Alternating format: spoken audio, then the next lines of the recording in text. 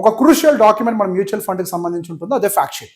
ఆ ఫ్యాక్ట్ షీట్కి సంబంధించి అందులో ఉండేటువంటి కొన్ని కీ టర్మినాలజీస్ని అర్థం చేసుకోవడమే ఇక్కడ మన యొక్క పని. ఓకే, సో ఇప్పుడు మనం చూసుకున్నట్లయితే purpose of the fact sheet ఏంటి. సో బేసిక్గా మ్యూచువల్ ఫండ్కి సంబంధించినటువంటి యాక్టివిటీ మొత్తాన్ని సమరైజ్ చేసి ఇన్వెస్టర్కి ఒక క్లారిటీ ఇవ్వటమే ఆ ఫండ్ ఫ్యాక్ట్ షీట్కి సంబంధించిన పని. So it is more of informative.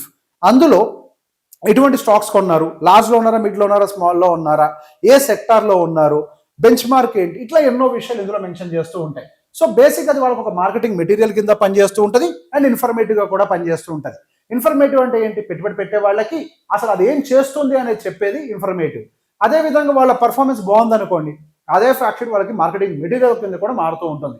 For ఎగ్జాంపుల్గా తీసుకుందాం, ఇప్పుడు ఫస్ట్ ఎప్పుడైనా కానీ మనకి ఆబ్జెక్టివ్ అని ఉంటుంది. బేసిక్గా మనం ఇందాక ఎపిసోడ్ 3లో మాట్లాడుకున్నాం. ఆబ్జెక్టివ్ అంటే ఏంటి, ఫర్ ఎగ్జాంపుల్గా చెప్తున్నాం, ఇక్కడ ఏ ఫండ్ రికమెండేషన్ కాదు, కోటక్ స్మాల్ క్యాప్ ఫండ్ అని అనుకోండి. దాని యొక్క మెయిన్ ఆబ్జెక్టివ్ ఏంటి, to generate capital appreciation by investing in the predominantly by in the small cap across the sectors, small cap companies లో across the sectors ప్రాపర్ గా growth potential ఉండే వాటిని చూడడమే మా యొక్క ఆబ్జెక్టివ్. సో ఈ విధంగా రాసి ఉంటుంది.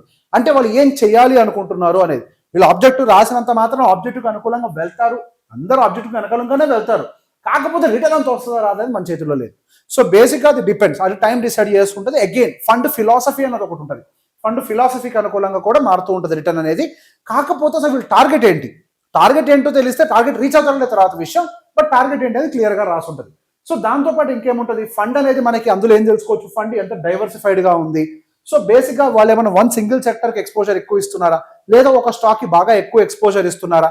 సహజంగా ఏమవుతుంది, ఒకటే సెక్టర్కి ఎక్కువ ఎక్స్పోజర్ ఇచ్చినా, ఒకటే స్టాక్ ఎక్కువ ఎక్స్పోజర్ ఇచ్చినా కానీ రిస్క్ పెరుగుతుంది. ఆ రిస్క్ మనం తీసుకోగలుగుతామా లేదా అనే విషయం కూడా మనం అక్కడ ఉండేటువంటి ఎక్స్పోజర్ని చూసినా మనకు అర్థమైపోతుంది.